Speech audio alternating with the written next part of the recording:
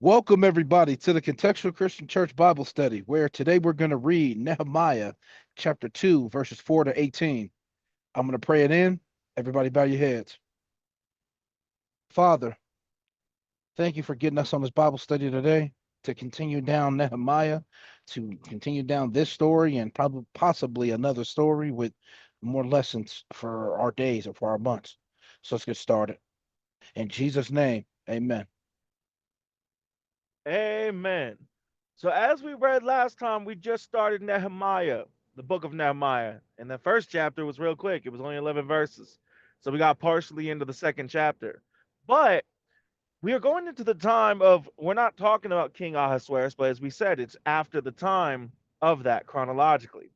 So, we have where in this, during the kingdom of Artaxerxes, we have where they've been talking about doing a fast. There's been a great affliction. And at this time, Hanani, he's sitting here trying to get some, well, how could I put this? He's trying to plead with God to get God to help them out and to be merciful for them. Not to help them out in the sense of needing help with war, but in the sense of like, we are turned back to you now. And you said when you were asked by Solomon, you said that yeah, whenever we get taken to another place, if we do ever turn back to you, that you would be there for us. So please do that. Please be there for us, even though we haven't deserved it. But we have decided to turn back to you now. And then the last part that we got into after him basically going through that was in the we got a little time frame set basically established where Nehemiah, who was the cupbearer for King Artaxerxes, he took up wine and gave it to the king, and but he was looking down, looking sad. And so the king asked him, "Why are you sad?" And he pointed out all the destruction that was happening that let the king when he said, why should not my countenance be sad or my facial expression when the city and the place of my father's graves are lied waste. They're destroyed, and the gates of them are all burnt up. So we'll get what happens next after that statement from Nehemiah to Artaxerxes. We'll see what happens next as we start today. As I'll go ahead and switch it to our first section so our first reader can read.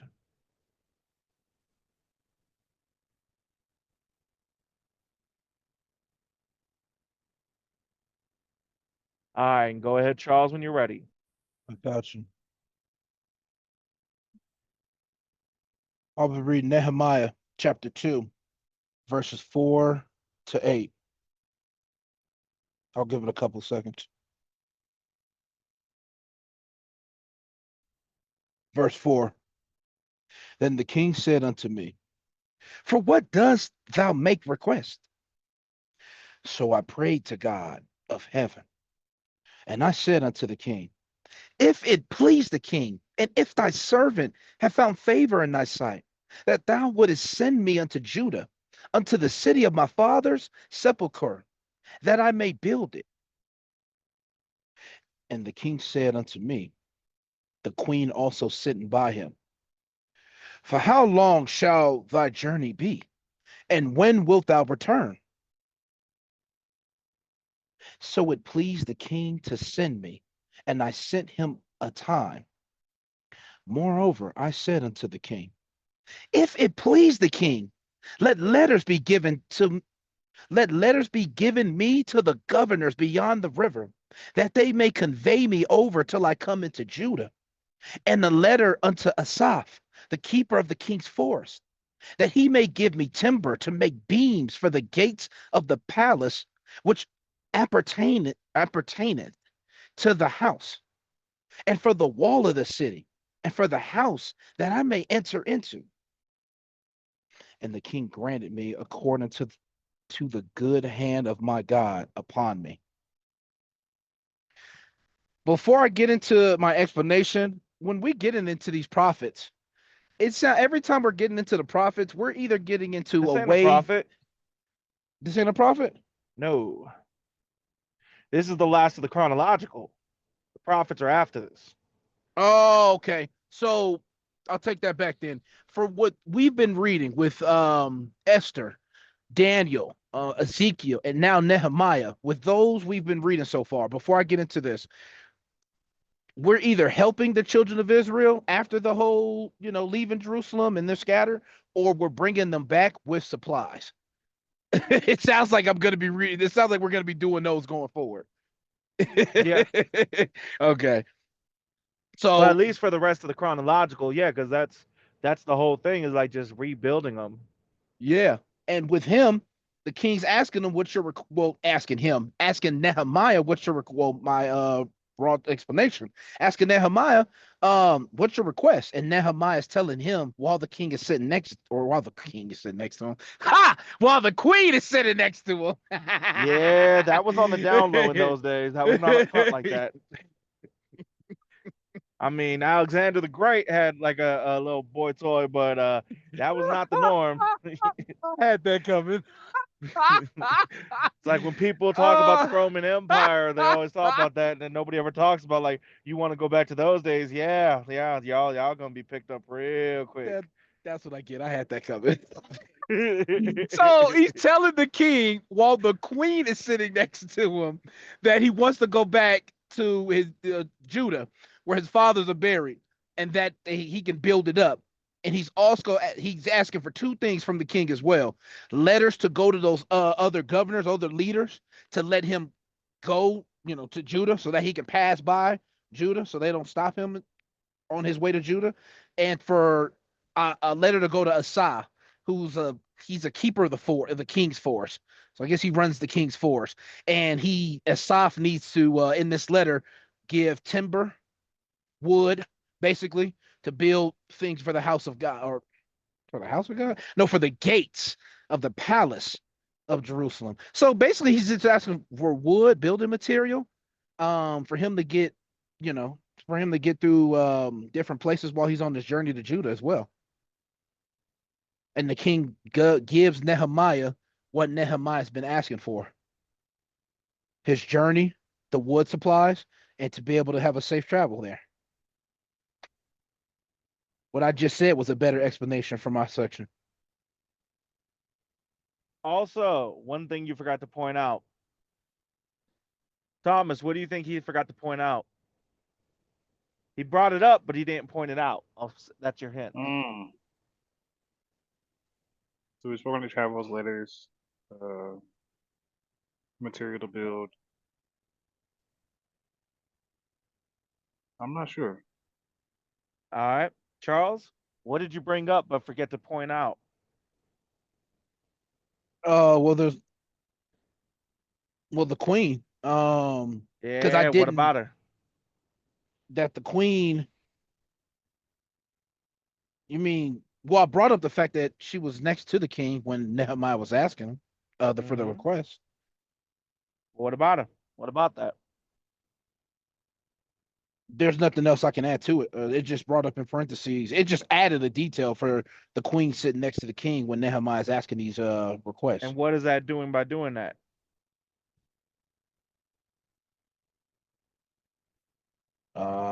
Don't know at the moment. All right, Thomas, one last chance. What is it doing by the way it did that? Could you form that question differently? Okay. What is the purpose of phrasing it or saying it the way that it did? What does that do? What's the impact of it?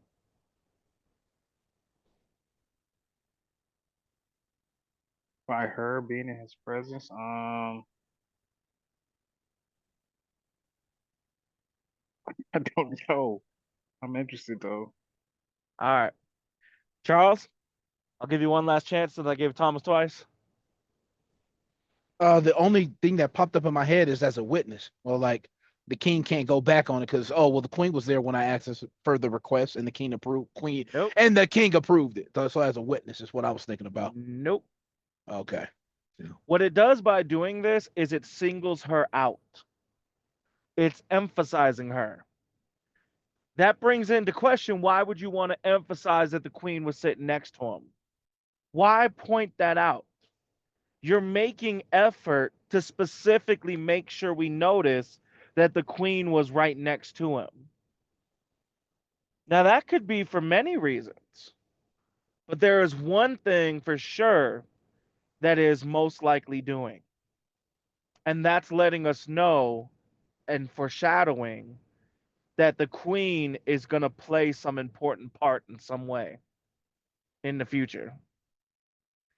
Now, there's many ways that it could happen, whether it's the queen is a witness, as Charles just brought up, whether it's the queen is the cause of the calamity. Something happens like with Potiphar's wife trying to sleep with Joseph, leads him to being put in prison. Who knows if something like that may happen here? Or maybe the queen becomes the hero. The children of Israel are in a really bad position, and the king has some bad counsel, and the queen is coming in to save them. There's so many ways that this can play out, but the one thing that we do know for sure is it's trying to show prominence about the presence of the queen. It's trying to make her stand out, to make sure that we know that she was definitely there. It's kind of like if I was having a conversation with you, Charles, and I said that, yeah, I was going to the store yesterday. Oh, and Dylan was there. And but as I was going to the store, we saw a few guys that were trying to play basketball, and we were trying to do this, that, and the other. And when we went to go play, man, it was going really well. And because Dylan was there, we ended up winning the game. That first time where I said, "Oh, Dylan was there," I'm emphasizing that he's playing a big part in the story coming up. Turns out from the rest of the sentence, and the rest sentences, I should say, in that example, that Dylan's the reason we won in that example. Do you see what I'm saying? Yeah, I see what you're saying. So it's going out of its way to emphasize the queen being there. We'll have to find out later why, but that is what it is doing. Does that make sense, Thomas, too?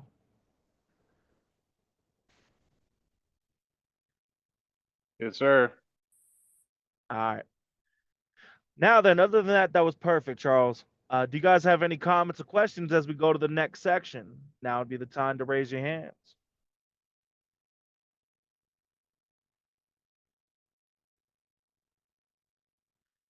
All right, then I'll be reading Nehemiah chapter 2, verse 9 to 13. I'll give everybody a second. All right, verse 9. Then I came to the governors beyond the river and gave them the king's letters. Now the king had sent captains of the army and horsemen with me, and Sanballat the Horonite, and Tobiah or Tobiah the servant, or Tobiah the servant, the Ammonite, heard of it, grieved them exceedingly, that there was come a man to seek the welfare of the children of Israel. So I came to Jerusalem and was there 3 days. And I arose in the night, and some few men with me. Neither told I any man what my God had put in my heart to do at Jerusalem, neither was there any beast with me, save the beast that I rode upon. And I went out by night and by the gate of the valley, even before the dragon well, and to the dung port, and viewed the walls of Jerusalem, which were broken down, and the gates thereof were consumed with fire. All right. Now, this is an interesting thing. And this leaves a little bit of possibility in something historically. First off, let's get to the things that we know for sure. Nehemiah gets down, he goes beyond, and with the captains that the king had sent him and with the horsemen. And then even there was Sanballat the Horonite and Tobiah, and when they heard what was happening, that they were coming down to for the welfare to help out the children of Israel, they were grieved. So they were not okay with the children of Israel being better at all, the Horonite and the Ammonite, which makes sense. We're talking about people that are enemies of the children of Israel. But he came to Jerusalem and was there 3 days. Now, when I rose at night, some few men with me, neither told I any man what God had put in my heart to do at Jerusalem, neither was there any beast with me, save the beast I rode upon. Charles, when they rode horses, have we ever heard it call a horse a beast? Yeah, no, no. No, no, we haven't. I'm glad you brought that up too. See, we have the horsemen that are with him, so we got the ones on horses, but the only beast that was with him was the beast he rode upon. So we got all this horsemen, and there were some men with him, but he's riding a beast. So contextually speaking, is he riding a horse, Thomas? No. Exactly. So what is he riding if not a horse? This goes into a possibility statement. Historically, all across the earth, there are depictions of man and dinosaur being together. And in these depictions, there are times in these depictions where they were actually riding them. Now, I'm not saying it has to be a dinosaur, but it is a possibility. If you look up the word for dragon,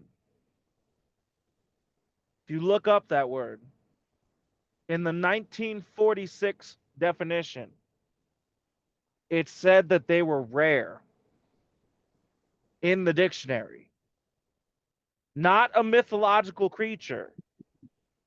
It didn't bring up mythology at all in the definition. It just said that they were rare. And that's at 1946 dictionary. There's a possibility that the beast we're talking about could be a dinosaur. There's a possibility the beast we're talking about could be a lion or a tiger or something like that. But interestingly, though, do we ever see depictions of man riding a tiger? Do we ever see that in historically? Not really. So when we look at this as possibilities, it could be potentially talking about that. Beasts still existed on the earth. What kind of beast we're talking about? Well, we haven't specified. But then it goes in verse 13, and I went out by night by the gate of the valley, even before the dragon well. What was the term for dragon? I mean, for dinosaur before it was dinosaur? It was dragon. The term dinosaur didn't come out till the 1800s. So, how did they know, or where did this term come from to call this well a dragon well? Charles,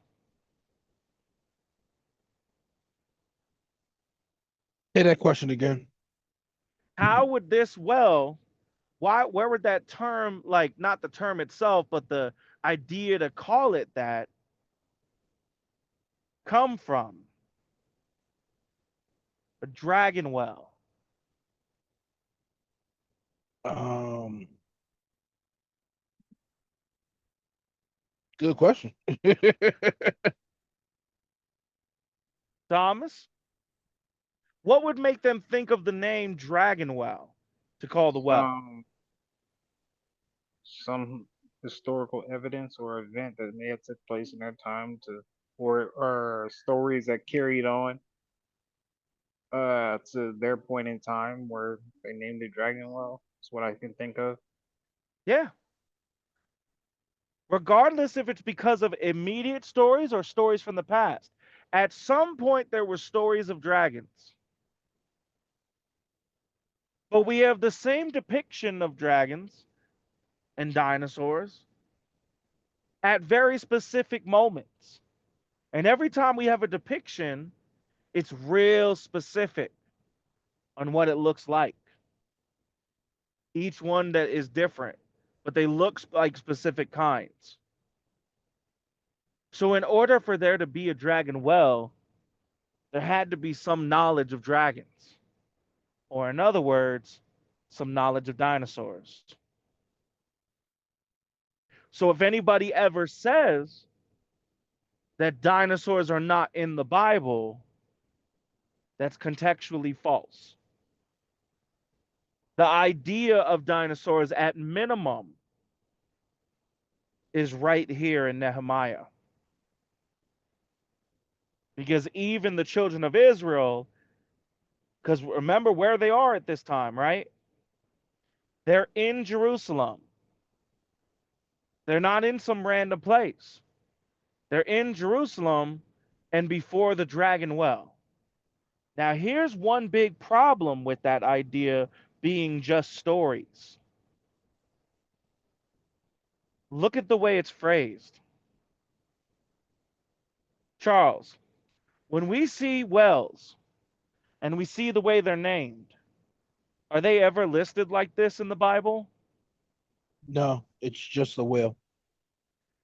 Exactly. And how would they phrase it when they said the name of the well? I think they would. The last I remember, every time there was a well, it was named after the well was discovered.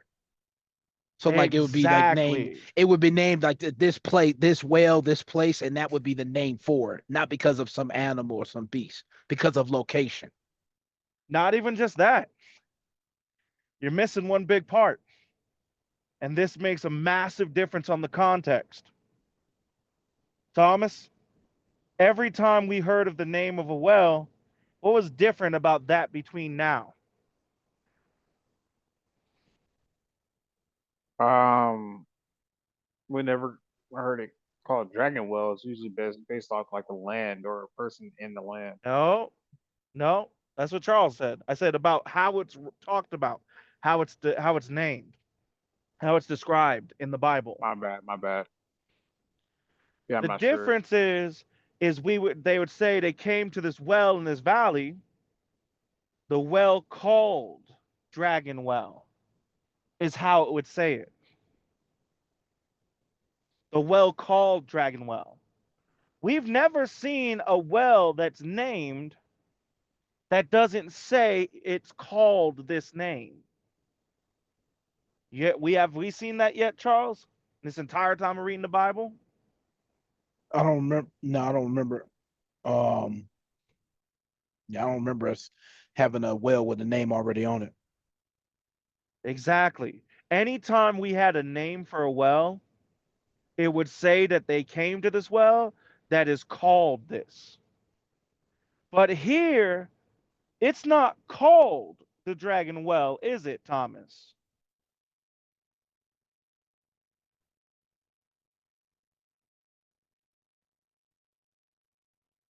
Don't forget to unmute. Sorry, brother. Say that one more time. Connection's not It's too not hot. being called the Dragon Well, is it? It doesn't No, say even before the well called Dragon Well. right. This is actually written as if it's a description, not a name. That's the difference that I was trying to get you guys to notice. Before the Dragon Well and to the dung port. The Dragon Well, but it's not called the Dragon Well based on the way it's written. It's described as the Dragon Well. What's the difference between being called the Dragon Well and being described as the Dragon Well, Charles? Um, For me, the only way I can tell the difference, like you just brought up, is how he said it. More so than that's the only way I can tell the difference is how it's being said. Okay, let me give Thomas a chance. Give me that question one more time. I think I got Yeah. the answer. What's the difference between calling it between it being called the Dragon Well versus being described as the Dragon Well?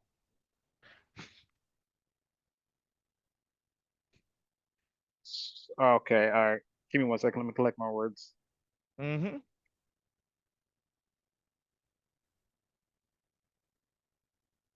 So,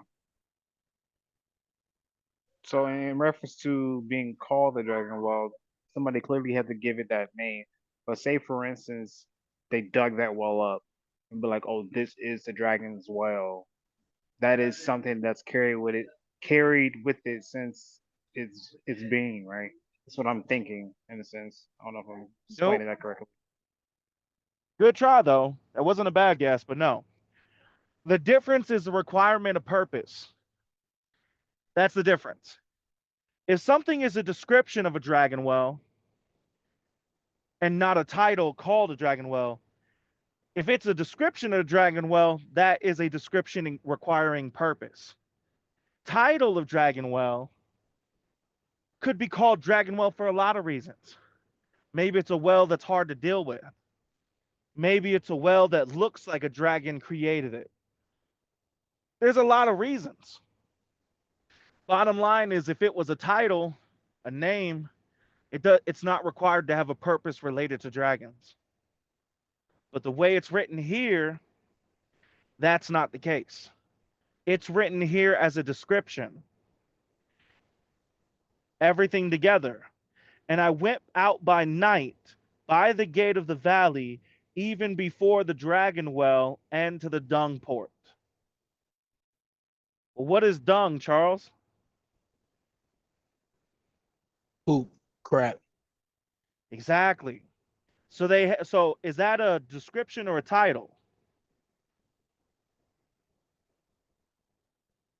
That would be the title of the port What? because they have the specific purpose. Title is Dung port. name, Charles. That would be description, not title. I just explained that. Title doesn't require purpose. Description does. You can call something title for many different reasons. I just used the example of dragon. Well, if it was a name, if it was a title, it doesn't have to have a required purpose. Do you remember that? Yeah, I got you. So, long story short, because it's a description and not a title, this actually gives way to say that we're actually talking about a well that is meant for dragons, or as we would call them today, dinosaurs, to drink from. So this actually gives way a possibility of having dinosaurs dwelling among the people, as they even had a well specified, designated for the dragons or dinosaurs to drink from. Does that make sense, Thomas and Charles? With It what you're makes trying more to sense explain, now. Yeah. yes. Say that one more time. Thomas first and then Charles. Yeah, I said it makes more sense. Okay. With We've what never you're seen. Oh, go ahead. no, you go ahead, go ahead, go ahead. No, go ahead, Charles. Yeah, it makes sense. Okay. That's the difference between it being a description versus being a name. Now, is it technically possible it could be a name? Yeah, but it's highly unlikely based on the way it's written. And every single time we've seen a well named before. Literally every single time we've seen a well named before, the name is listed after it said called. It would say before the well called Dragon Well. But this is literally describing two areas. And I went out by night by the gate of the valley, even before the Dragon Well, and to the dung port. So that's a designated area, the dung port. So based on context, that's most likely talking about dinosaurs that they actually have a well for. This is their designated drinking area. Kind of like with any farm animals, you have the pig's trough, you have the pig slop area, you have the feeding grounds, you have the well for the cow's well. These are not names, these are not titles, these are descriptive areas that are designated. Does that make sense, Thomas and then Charles? Yep. Yep. All right, good. All right. So that's why that's important. Contextually speaking, if we look at it for what it is, that's most likely saying, based on a possibility, likelihood, that's saying that they had dinosaurs. And they even had an area for them to drink specifically from, which is crazy to think about. But when we look historically at all the evidence, including even the dictionary of our own dictionary from 1946, not that long ago, this was a normal occurrence across the world. It's only now that all of them are gone and that we have the false science that's been debunked 1,000 times, 1,000 ways of carbon dating, that people believe that they're 65 million years apart. Now then, does anybody have any comments or questions as we go to the final section for today? Now would be the time to raise your hands.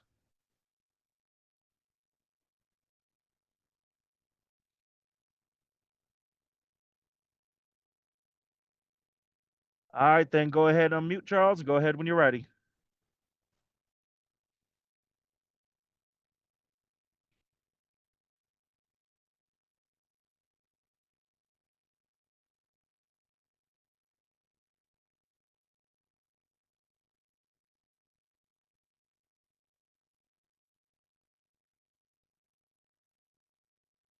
Charles, you gonna unmute?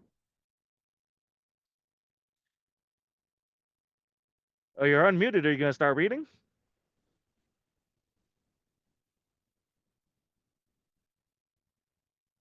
Thomas, can you hear me? Unmute real quick.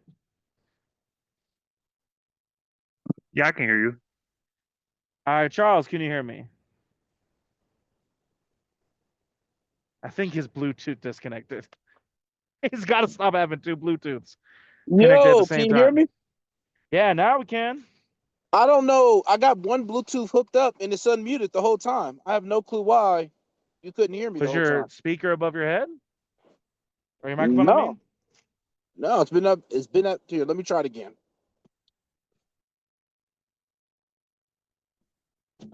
Let's try Hello? it. Oh, Okay, there you go. Wait, no. I don't know what's going on. Honestly, I have to do it by speaker now. did you get a call or something? No, I have no clue what's going on with the Bluetooth. All right. Well, we can hear you now, so go ahead and read now. Yep. Let me switch it over. Verse 14. Then I went on to the gate of the fountain and to the king's pool, but there was no place for the beast that was under me to pass. Then went I up in the night by the brook and viewed the wall, and turned back and entered by the gate of the valley, and so returned. And the rulers knew not whither I went or what I did, neither had I as yet told it to the Jews, nor to the priests, nor to the nobles, nor to the rulers, nor to the rest that did the work. Then said I unto them, Ye see the distress that we are in, how Jerusalem lieth waste, and the gates thereof are burnt with fire. Come, and let us build up the wall of Jerusalem, that we be no more a reproach. Then I told them of the hand of my God, which was good upon which was good upon me, as also the king's words that he had spoken unto me. And they said, Let us rise up and build. So they strengthened their hands for this good work. Okay, so first off, for my explanation, Nehemiah goes to the some part of a king's pool, but his beast he can't bring his beast with him, so he leaves his beast. And it talks about him going up by a brook and looking at a wall and going into this area, but it's almost like he's trying to not almost like, but he's actually just he doesn't want he's basically showing up like a ninja. He's not showing his Like a arrival, talking ninja. about his arrival. He's showing like he's just sneaking by. He's not telling anybody where he came from, how he got here. He just shows up and he tells them, I see you guys, you know, you're distressed, you're in this wasteful land, in this wasteful area, burnt up with fire. But let us start building back up again. Let us start building again. And they're like, oh, okay, cool. Let's get to building again. And they strengthen themselves to start building up again. That's pretty much my broad explanation, as broad as I can get it. All right, there's one thing I want to point out. Otherwise, that was good. Notice in verse 14, are we still sounding like we're talking about descriptions or names? Descriptions or titles? Charles? Let me reread. And I went on to the gate of the fountain, King's Pool. Um, this is just a broad. This is just a broad title for it. He didn't really. There's no What? specification for it. Charles, what one of those looks like a name?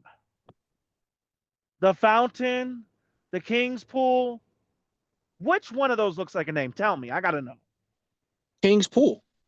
That's not a That's not name. a name. That's a description, Charles. To the king's pool?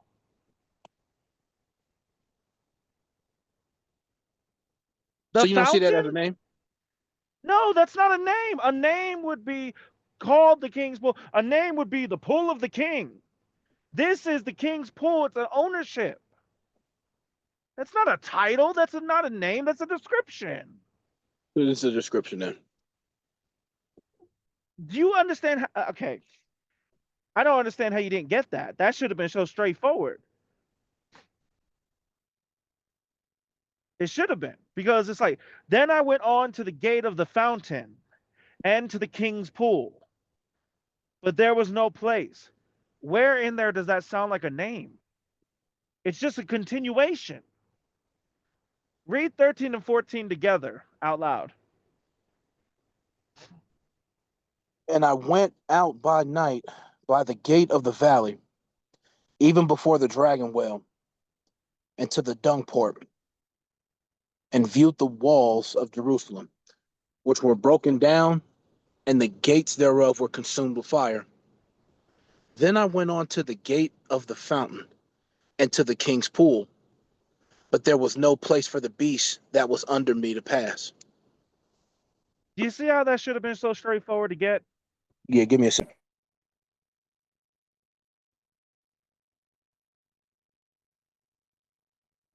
I had to blow my nose. Yeah, I see what you're saying. So remember, a title, a name is not a description in the aspect of what we're talking about here. Is it a description in general? Yeah, I mean, a title. If you call me a pastor, is that a title? Yeah. Is that a description? Yeah. But what we're talking about here, when I said about the difference between a title and description, one is a name, one is a purpose. King's Pool could be a lot of things. It could be a literal pool, but it's designated to the king, or it could be named after the king because it's so big. If it was a name, you see what I'm saying? See what you're saying. That's the difference. But when we look at the verses connected, this all looks like descriptions. It doesn't look like names. I went past this place, then this place. I went past the library. Keeping that mindset that you had when I said the library, You would think that the library is called the library as a name rather than a description, a title rather than a description. You see what I'm saying? Yeah, I see what you're saying. That's why that one should have been straightforward. But because of this, with all that together in the context, that does give more backing also to the fact of the dragon's well is a description, not a name, based on the way the rest of it is. We got the fountain, we got the gate of the valley, we got the king's pool. We're just passing by a bunch of places and describe what they were. As you said, he's being like a ninja coming through. So, being the fact that it's actually talking about it, the dragon's well, as a description, again, that gives forth the idea and the backing that they probably had what we would consider dinosaurs. They kept them with them. Some to even maybe ride. Who knows? But at least we know they had enough of them to have a designated well for them to drink from. All right. Now then, does anybody have any comments or questions before we pray out the Bible study portion? Now would be the time to raise your hands.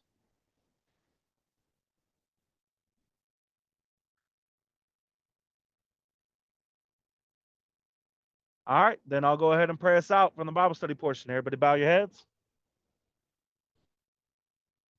Father, thank you for this time that you've given us to be able to study, to be able to see more, and to be able to see the way that it's written and to see the comparisons, the differences between titles or names and descriptions, and the lessons we can learn from it, and seeing how everything comes together. And God, we just pray as we go forward that we're just able to continue in our growth and continue to see more, to understand everything you have for us. In your son's holy and precious name, Jesus Christ Yeshua. Amen. Amen. Amen. All right. Now then, on to the listening portion. Tonight's Bible listening is 1 Kings chapter 5 to chapter 13. Again, 1 Kings chapter 5 to chapter 13. Let me know if y'all got that. I Got it. got it. Last night's listening was 2 Samuel chapter 19 to 1 Kings chapter 4. And Thomas, go ahead with what stuck out to you. All right. And then Charles, and then me. So let me go back to my Bible app real quick. Hold on. Mhm. The one that stood out to me is First Kings chapter 3, verses 9 through 15. I'll go ahead and read them.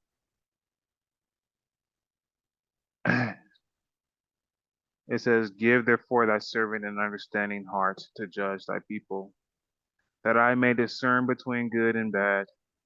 For who is able to judge this thy so great a people?" And the speech pleased the Lord that Solomon had asked this thing.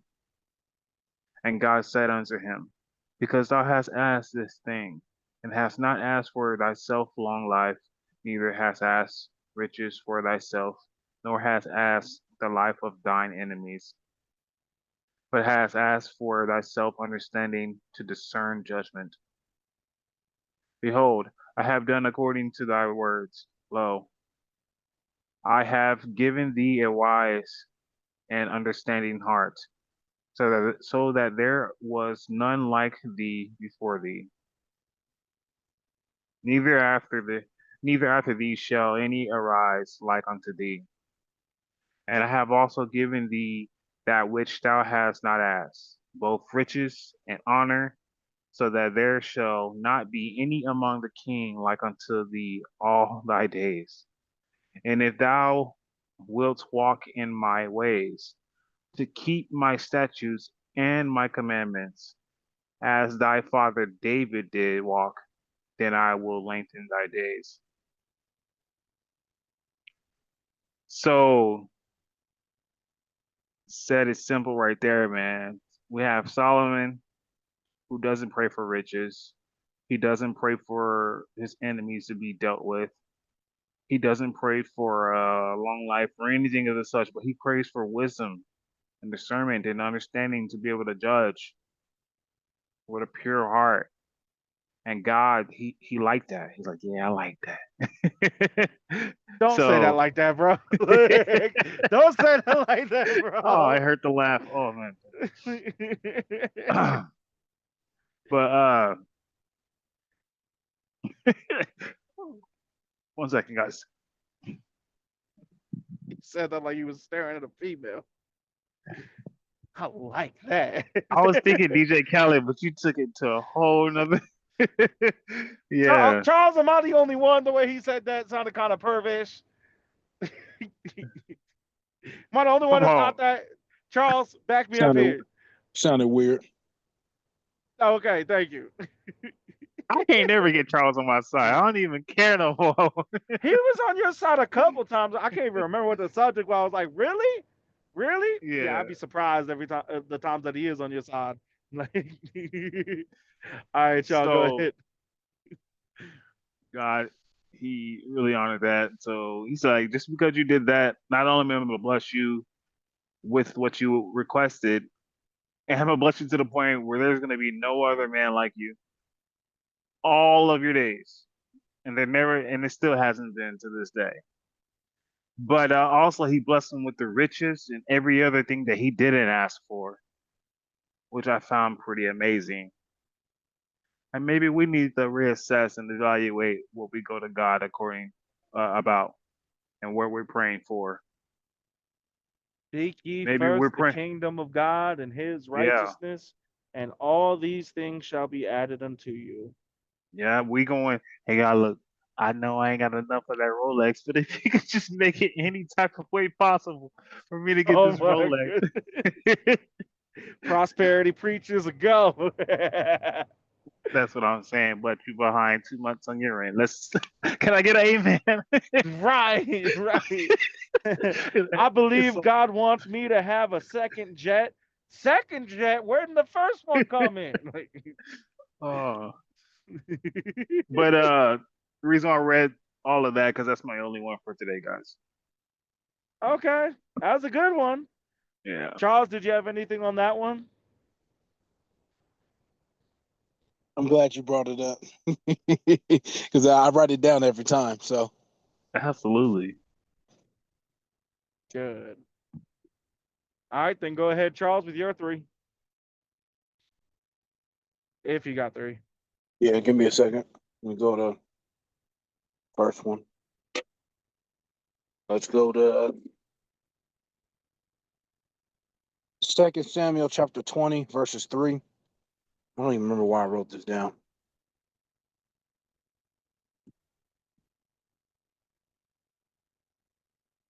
Let me see.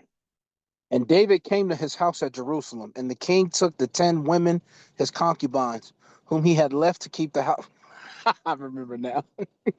And put them in ward and fed them, but went not in unto them. So they were shut up unto the day of their death, living in widowhood. I remember now. These were the same 10 concubines that I think it was Absalom, his son, was message was like literally went into intimately in front of all of Jerusalem. David comes back after the whole Absalom situation and he locks them up and feeds them, and that's it. You could have kicked them out of Israel. You didn't have to lock them up. Yep. How'd you treat them as prisoners for until their death? That's funny to me. Well, and think about it too from his perspective. Remember, concubines are different. It's different. They're servants, Right, but harlots are prostitutes. right. So here are David's concubines, which is like a lesser version of a wife, but it's still technically his, unless he decides to give them to somebody else to marry. But it's basically a lesser version of a wife. And here your son sleeps with all them out in the open.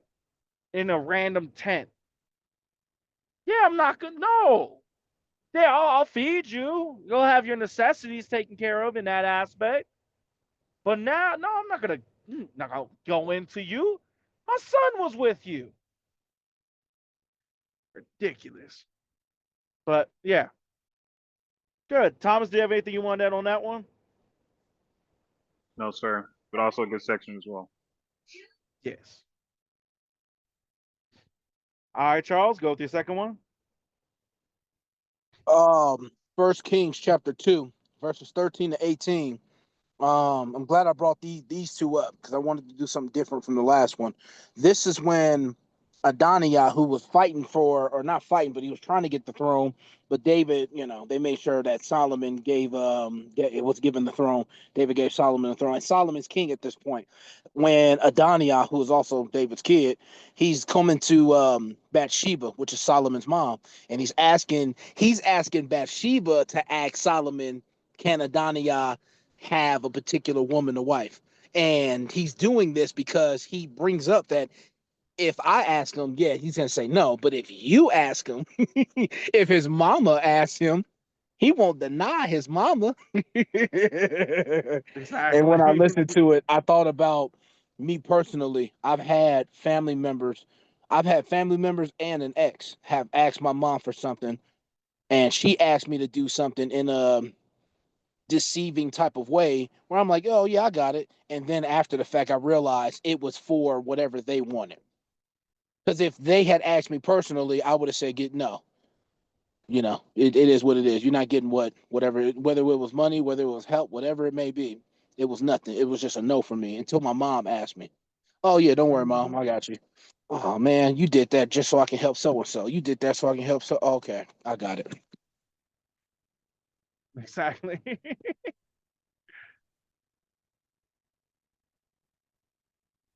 All right, good. I don't have anything to add on that one. Thomas? Well, All right. Then Charles, go ahead with your last one. Just the two. That's it. Oh, I'm surprised you didn't bring up the other one in chapter 3. All right. Well, I guess I'll put that with mine. So, but my first though, 2 Samuel chapter 19, verse 21 to 23. Let me go there.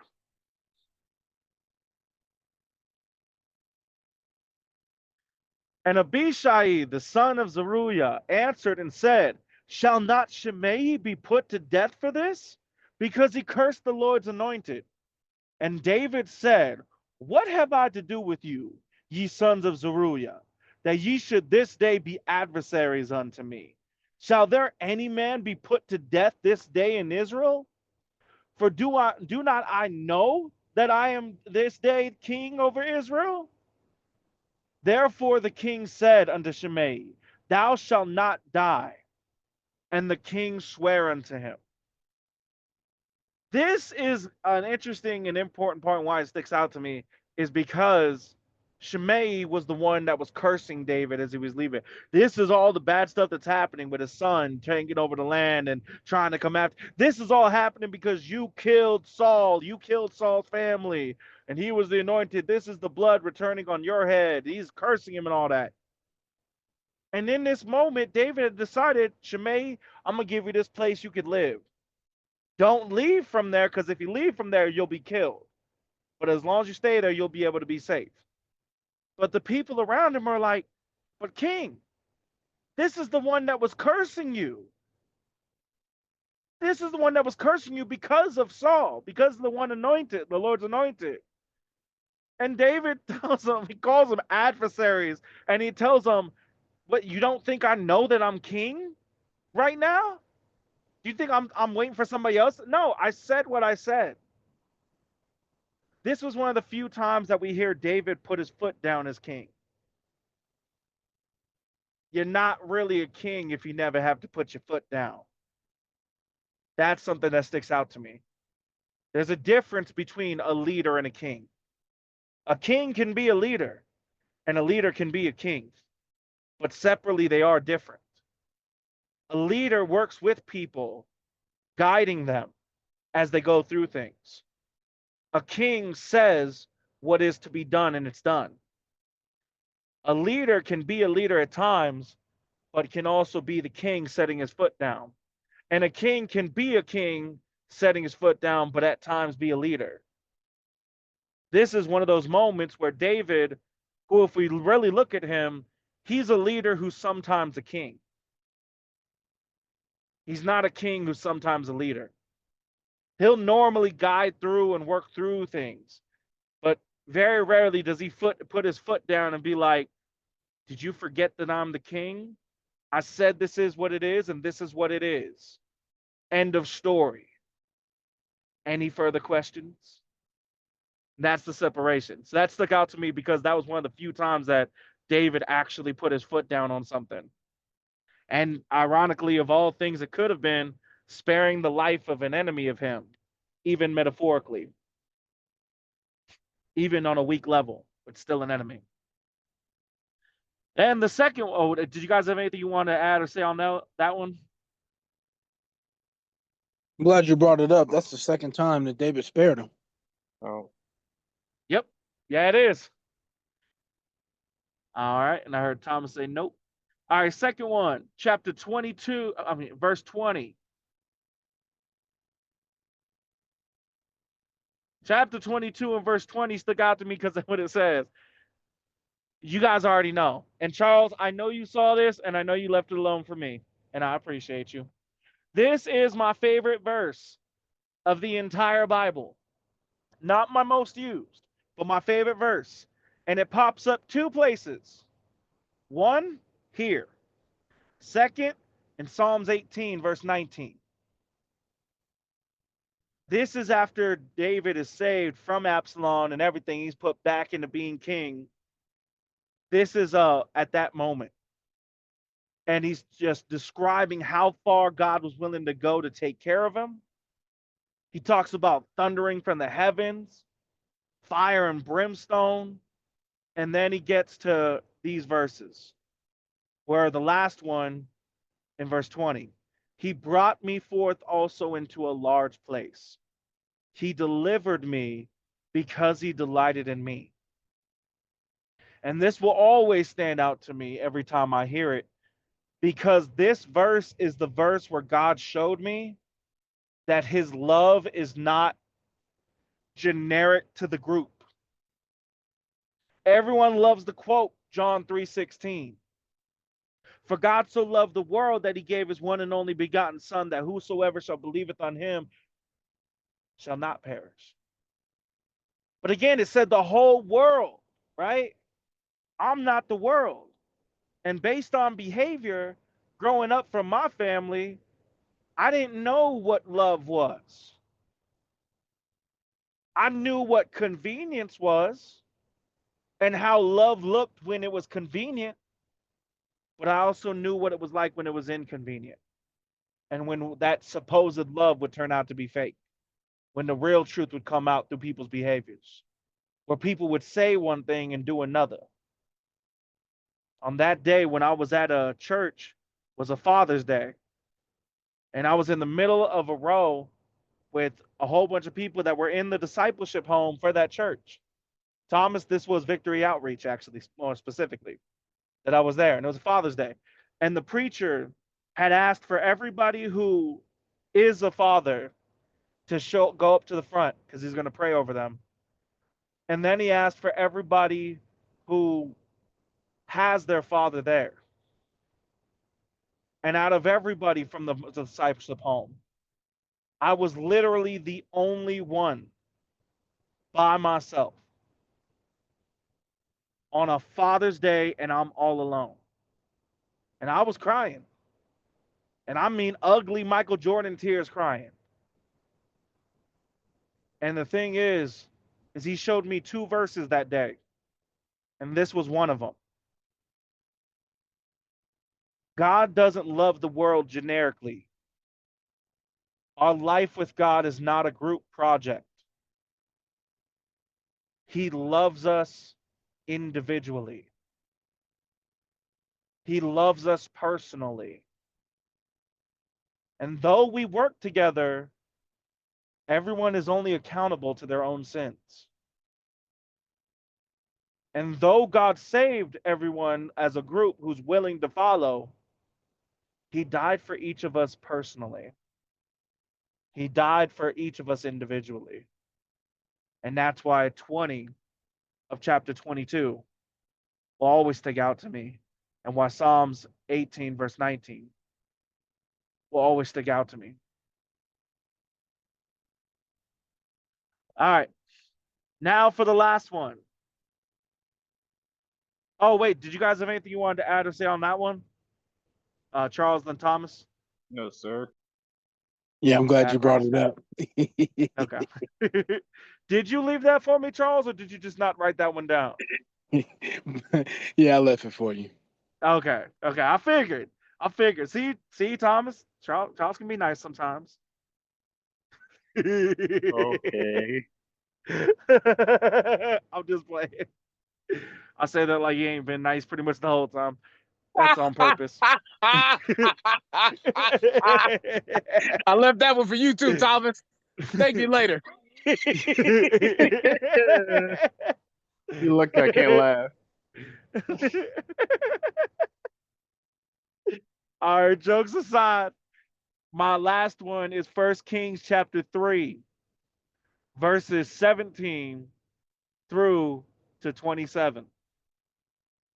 Here we have a dispute where there were two women that were both nursing children that were in the same building, same house. And one of them fell asleep and they accidentally killed their child, suffocating them inside the front side, holding them. Tried to sneak it from the other woman. So there's this dispute about who's going to get the living child. And when they did, oh no, maybe I'm yeah. And when they did this, Solomon did something that you wouldn't see coming. He told them to take a sword, cut the child in half, and give half of the child to each woman. Then the woman who's the actual mother responded, "No, don't do this. Don't take my child. Don't take the child. Don't kill the child. Give her the child. Regardless of what give it to her. Let it be hers or mine, but just don't kill it." And the king said to give it to her. Because the first woman had said, "Yeah, cool, go ahead, split it." But the second woman had said that. "No, don't kill it. Just give it to her. I don't care if it's to me or her, but don't give it to her." And this was how Solomon's wisdom was shown through a little bit. Because a mother who is sitting here nursing a child, if you're in a position where you have to choose between letting the child die and be split apart to make it fair, supposedly, or having your child live, how is a normal responsible mom going to act? Mom's going to save the child. I don't want her to have my child. But if I have to choose between that and my child dying, of course I want my child to live. And that's how his wisdom was shown through that situation, which is a crazy situation. But anyways, you guys have anything you want to add or say on that? Charles and then Thomas? That was a good one. All right. Now then, you guys have anything you want to add or say before we close it out? Good. I'll go ahead and close it out. Have a good night, y'all.